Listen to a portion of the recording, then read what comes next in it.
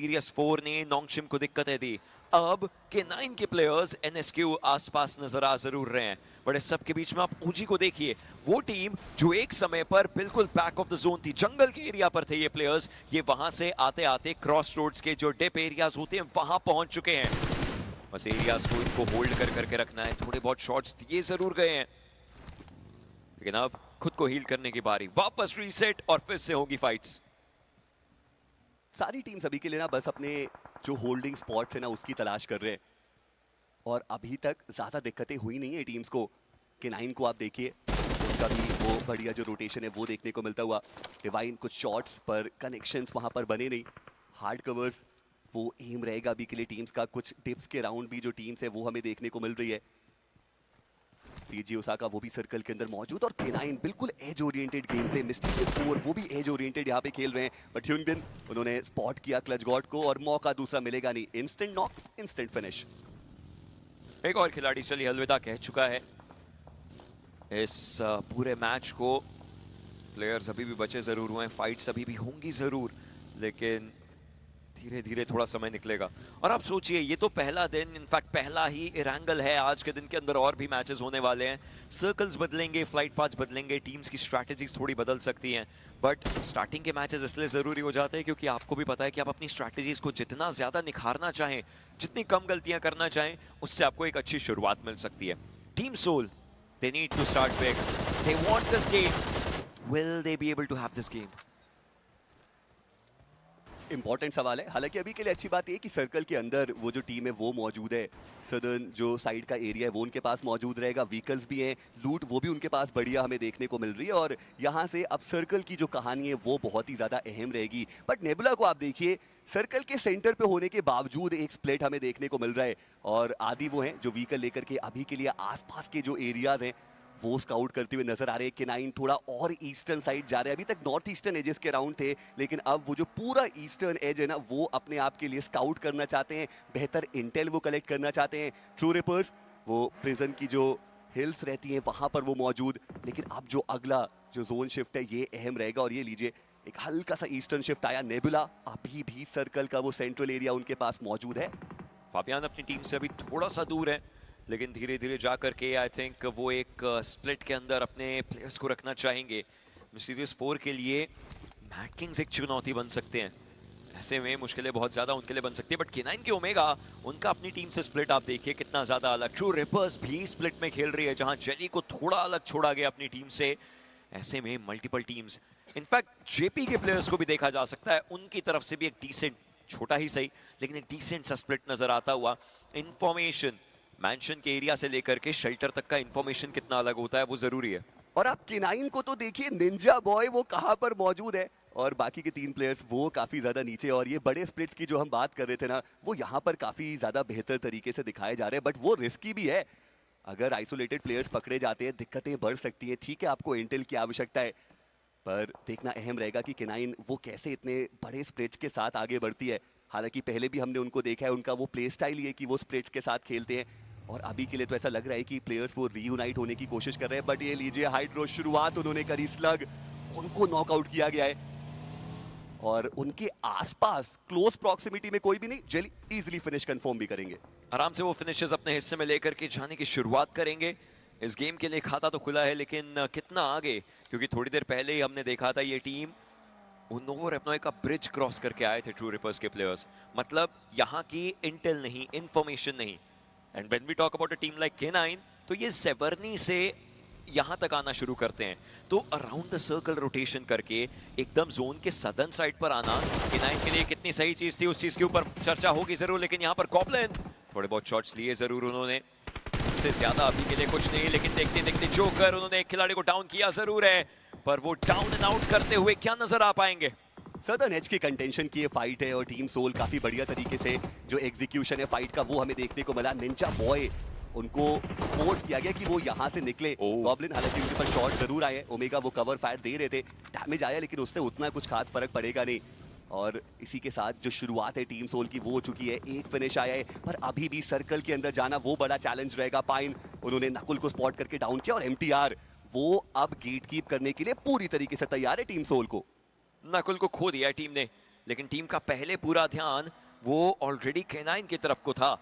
जिस तरीके से अब ये प्लेयर्स, ये टीम्स मूव करना शुरू कर चुकी है, K9 का भी पहले ध्यान पूरा ट्रू रिपर्स की तरफ को था, मतलब उनके अराउंड से वापस से मूव करते हुए नजर आएंगे ओमेगा, निंजा बॉय, ये दो प्लेयर्स बचे हैं। Omega one of the finest IGLs, और वहीं पर निंजा बॉय की बात करें तो अभी हाल ही में वो एमवीपी बन करके आए, तो उसी तरीके का प्रदर्शन यहाँ तो वापस से दिखाना पड़ेगा। K9 इस समय 7वें पायदान पर है, हालांकि अभी तो शुरुआत ही हुई है, तो धीरे धीरे एक बड़ा गेम भी आपको एक बहुत अच्छा पुश दे सकता है। लेकिन लेजेंड वो प्रो को टेक डाउन करते हुए नजर आएंगे एंड इंस्टेंट सफाया भी। जी हाँ, और ये एक बेहतर स्ट्रैटेजी, जब आपको पता है कि आप ऑलरेडी गेट कीप हो रहे हैं तो आप फिर थोड़े साइडलाइंस के जो एरियाज है उनको टारगेट कीजिए, और टीम सोल अभी के लिए उन्होंने वही करा। थोड़ा सा वो और सदर्न साइड आए, वेस्टर्न एरियाज की तरफ बढ़ने की कोशिश, वहां पर मैड किंग्स के जो खिलाड़ी थे वो उनको मिले, और जो सही पलटवार है वो किया भी गया। और मैड किंग के शैडो ओजी अभी भी वो आपको सर्कल के बाहर देखने को मिल रहे हैं, नेबुला वो जोन के अंदर, पर डीआरएक्स ये कड़ी चुनौती उनके लिए रहने वाली है, क्योंकि अगर उनको सर्कल के अंदर जाना है तो रीइग्नाइट के ऊपर उनको प्रेशर क्रिएट करना पड़ेगा, वो वेस्टर्न एजेस के राउंड, और वो उतना आसान होगा नहीं। JPX, अच्छी खबर ये है कि सर्कल के अंदर ही टीम मौजूद है, गॉड्स रेन वो बहुत ज्यादा नजदीक, पर दूसरी तरफ जो शुरुआत है वो हो चुकी है, और जो नॉक्स है वो यहां पर आते हुए। अभी भी पूरी 16 टीमें बची हुई हैं, आप सोचिए कितना एक डिफरेंट पेस इस पूरे गेम का बनता हुआ। लेकिन ओमेगा आई थिंक उन्होंने भांप लिया है और जान लिया है कि भाई सामने से आ रहे हैं प्लेयर्स के ऊपर फाइट लेने की कोशिश हो सकती है, लेकिन उससे पहले आपको सर्कल में घुसना है, और सर्कल में जाने के लिए ओजी के प्लेयर्स भी आपके अगेंस्ट हैं, डी प्लस किया के प्लेयर्स भी आपके अगेंस्ट हैं, तो मिस्टीरियस 4 के लिए एक्चुअली एक बहुत बड़ी मिस्ट्री है। How will they get inside the zone? And D plus किया को देखिए सर्कल के अंदर उन्होंने एंट्री डालनी, बट स्नो जॉर्ड वो ऑलरेडी आतंकी को टेक डाउन कर चुके हैं, लेकिन स्नो जॉर्ड के ऊपर भी पलटवार आता हुआ। और मिस्टीरियस 4 वो ओरंगुटन के ऊपर एक बार फिर से हावी होते हुए नजर आ रहे, 3 खिलाड़ी उनके डाउन हो गए और अब मात्र 1 खिलाड़ी बचते हैं। मुझे लगता है ओरंगुटन कहीं ना कहीं वो डी प्लस की जो तैयारी है वो कर रहे थे, लेकिन वहां पर out of the syllabus mysterious 4 वो आ गए एजेस के राउंड, और उन्होंने ओरंगुटन की मुश्किलें बहुत ज्यादा बढ़ा दी हैं। मात्र 1 खिलाड़ी अब बचते हैं, और ऐसे में AKOP उनको सर्कल से भी जंग लड़नी है, मिस्टीरियस 4 से भी जंग लड़नी है, बहुत मुश्किल स्थिति उनके लिए।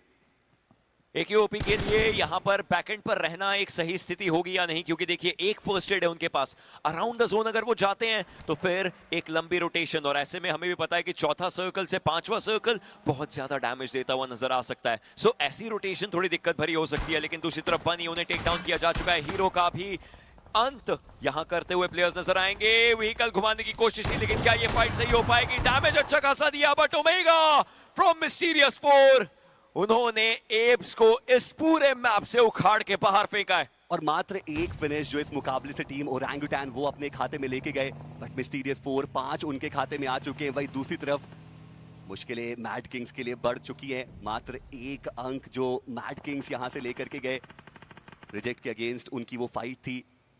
कुछ और साइड से भी वो स्प्रेज आए, बट आप डी प्लस को देखिए, सर्कल के अंदर वो मौजूद है, वेस्टर्न एजेस वो इलाका उनके पास मौजूद रहेगा, बट DRX वो ओपन एरिया से, मैं बात कर भी रहा था ना कि रीइग्नाइट के ऊपर उनको वो प्रेशर क्रिएट करना पड़ेगा, वो करने में अभी तक कामयाबी मिली नहीं है। बट आप के ओमेगा को तो देखिए, वो व्हीकल लेकर के आगे बढ़े, बट यमाक उन्होंने फाइनली उनको स्पॉट किया, और मिस्टीरियस 4 5 फिनिशेस के साथ उनका भी समापन। ओमेगा यहाँ थे, वहां थे, हर जगह थे। अभी कुछ क्षणों के लिए हर एक फाइट के अंदर हिस्सेदारी उनकी देखने को मिली, लेकिन यहाँ पर रेजियोसियो को डाउन किया गया, एंड देखते ही देखते रिजेक्ट एक और टीम जिनका समापन होता हुआ। 12 टीमें बची हैं, 43 प्लेयर्स, 43 प्लेयर्स सर्वाइविंग।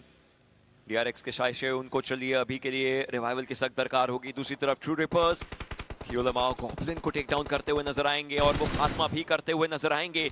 ये सर्कल, ये पूरा एरिया, आप गॉड ट्रेन को देखिए सही जगह पर हैं, JPX के प्लेयर्स को देखिए सही जगह पर हैं। स्पोर्ट R6 टाउन के लिए एक बहुत बड़ा ये एक परीक्षा बन सकती है कि वो क्या कर पाएंगे इस पूरे मौके पर। और डी प्लस के चिप्स उनको इंस्टेंटली फिनिश ऑफ किया गया, आदि उन्होंने ओसाल को डाउन किया, हालांकि वो फिनिश जो है वो डॉक्सी के पास जाता हुआ नजर आएगा, बट डी प्लस के 2 खिलाड़ी फिनिश ऑफ हो गए। जैसे ये अगला सर्कल बना, इंस्टेंटली व्हीकल लेकर के डी प्लस ने सोचा कि वो सर्कल के अंदर आ जाए, लेकिन वो आसान था नहीं। नेबुला वो ऑलरेडी अपनी जो आंख है वो उनके ऊपर गड़ा के बैठे थे, और ऐसे में आप कह सकते हैं कि बैक टू बैक मुकाबले जो डी प्लस के लिए उतने बेहतर जा नहीं रहे। पहले मुकाबले में उन्होंने 4 अंक निकाले, और ये दूसरा मुकाबला जहां अभी तक एक भी फिनिश निकाला नहीं है और 2 खिलाड़ी गवा दिए उन्होंने।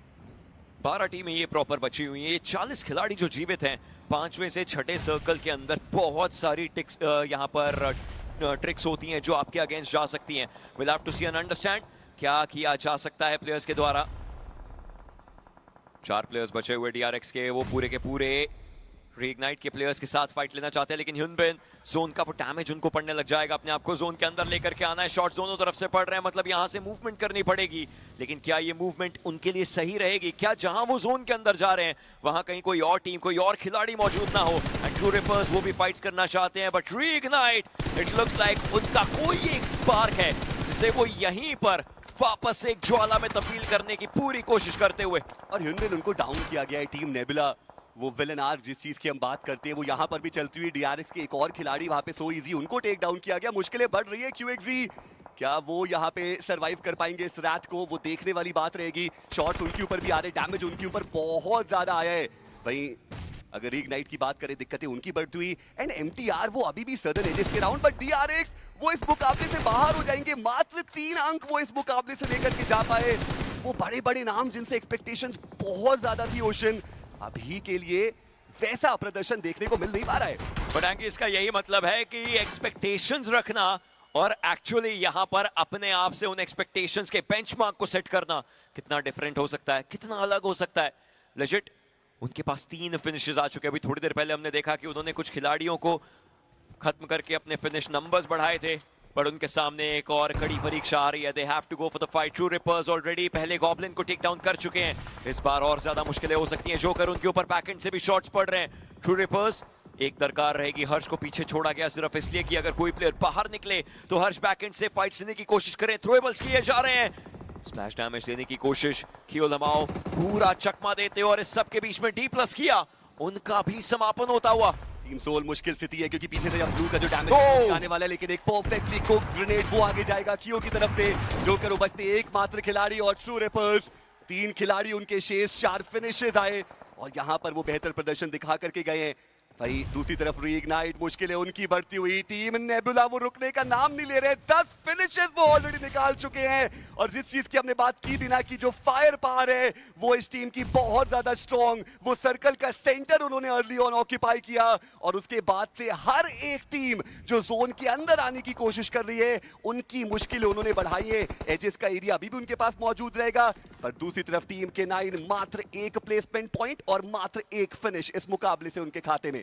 रीइग्नाइट उनका भी समापन होता हुआ, लेकिन यहाँ पर एमटीआर के प्लेयर्स के लिए सारे रास्ते बंद करने की कोशिश ट्रू रिपर्स के द्वारा।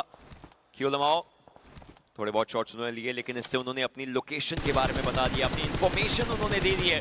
क्या किया जा सकेगा इस पूरे मौके पर, ये हमें समझने की पूरी दरकार होने वाली है। रेक्स उनकी तरफ से भी कोशिश, थोड़े बहुत शॉट्स अगर लिए जा सके, लेकिन और ज्यादा कुछ नहीं। लेकिन सर्कल के अंदर जाना ये ट्रू रिपर्स के लिए एक बड़ी चुनौती, और अभी भी वही चुनौती कंटिन्यू हो रही है ट्रू रिपर्स के लिए, क्योंकि लगातार हम देख रहे हैं कि सर्कल उनसे हल्का हल्का दूर जा रहे हैं और वो बिल्कुल एज ओरिएंटेड जो अपना गेम प्ले है वो आगे बढ़ाते हुए 4 फिनिशेस आए हैं। हर्ष उन्होंने अभी तक खाता खोला नहीं है, लेकिन यहाँ से अब सर्कल के अंदर जाना वो चैलेंजिंग फॉर श्योर रहने वाला है। थोड़े ओपन एरियाज की तरफ जाना पड़ेगा और ऐसे में वो स्मोक्स का बेहतर इस्तेमाल, क्योंकि अब वो हाइट का एडवांटेज बहुत थोड़ा सा रहने वाला है उनके पास।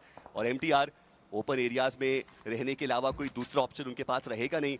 नेबुला 11 टोटल फिनिशेस और साथ ही साथ व्हीकल्स का भी बढ़िया कवर उन्होंने बनाया है। नेबुला के पास मौका है और इस मौके पे वो चिकन डिनर लेना इस टीम को एक्चुअली फर्स्ट पोजीशन पर लेकर के जा सकता है। ये क्लाइंब नेबुला का ये यादगार रह जाएगा इस टूर्नामेंट में। लेकिन जिस तरीके से मिस्टीरियस 4 ने चिकन लेकर के शुरुआत करी, क्या उस भारतीय चिकन डिनर की प्रथा को एक्चुअली आगे लेकर के नेबुला जा पाएगी, या फिर अभी भी मौका है कि कोई ना कोई और आकर के बाजी मार जाए? We'll have to see, we'll have to understand। JPX उनके जस्ट पीछे हैं, उनको अपने फिनिश पॉइंट्स का खाता खोलना है। कोशिश रहेगी इस गेम के अंदर वो फिनिशेस, वो नंबर्स बढ़ाने की कोशिश कर सके, बट हर डायरेक्शन में वो देखते हुए नजर आ रहे हैं। एंड एमटीआर के प्लेयर्स, एक आखिरी प्लेयर इनफैक्ट रेक्स जो बचे हैं, उनकी पूरी इंफॉर्मेशन ट्रू रिपर्स को पता है। एक पिक्सल दिखेगा और उस एक पिक्सल पे पूरी कहानी खत्म हो सकती है। और आइबोसा को तो रिवाइव भी वो दे नहीं सकते ना, काफी मुश्किल वो सिचुएशन है, थोड़े ओपन एरिया से आना पड़ेगा। बट ट्रू रिपर्स अब फाइनली वो हाइट का एडवांटेज जिस चीज की हमने बात की उससे उनको निकलना पड़ेगा। भाई अगर सीएजी ओसाका की बात करें, वो भी अब आपको सर्कल के अंदर आते हुए नजर आएंगे और वो सीधे व्हीकल लेके सेंट्रल एरियाज के अराउंड जा चुके हैं। और अगर आप सर्कल के सेंटर पे जाएंगे तो सेंटर ऑफ अट्रैक्शन भी आप बनेंगे। नेबुला वो उनको पनिश करते हुए, जेली उनकी तरफ से भी वार, गार्नेट उनका समापन, सीएजी ओसाका वो इस मुकाबले से बाहर। और ट्रू रिपर्स इतनी विषम परिस्थितियों के बाद भी ये टीम बेहतर खेलती हुई, और जेली अब वो व्हीकल लेकर के सर्कल के थोड़ा सेंट्रल एरिया जो रहते हैं उसको स्काउट कर रहे हैं। 5 टीमें 15 खिलाड़ी इस समय के लिए मौजूद। 24 मिनट 24.5 मिनट का पूरा समय हो चुका है। क्रेजी उनके ऊपर थोड़े बहुत शॉट्स आए जरूर थे। सर्कल का अगर सेंट्रल शिफ्ट होता है तो मुश्किलें हर टीम को पड़ेंगी, लेकिन अगर किसी एक डायरेक्शन में गया तो शायद कहानी अलग हो सकती है। रेक्स को खत्म करना एक बहुत बड़ी चुनौती है और उसी के लिए ये सारे प्लेयर्स आगे की तरफ को आते हुए, रेक्स वो निकलना चाहते जरूर है यहाँ से, लेकिन ज्यादा शायद कुछ नहीं कर पाएंगे। और देखते ही देखते एक और टीम का समापन। 4 टीमें 14 खिलाड़ी, एक चिकन डिनर इनके सामने। और उन 4 में से जो 3 टीम्स है वो इंडियन रीजन की एक बढ़िया ग्रेनेड जस्टिन का जेपीएक्स, बहुत ही कम एरिया में अभी टीम फंस चुकी है। एक और ग्रेनेड स्पॉट है उनके बहुत करीब वो जाएगा। जो ब्रीदिंग स्पेस है वो जेपीएक्स के पास, कब उनको थोड़ा और ब्रीदिंग स्पेस अपने लिए बनाना पड़ेगा।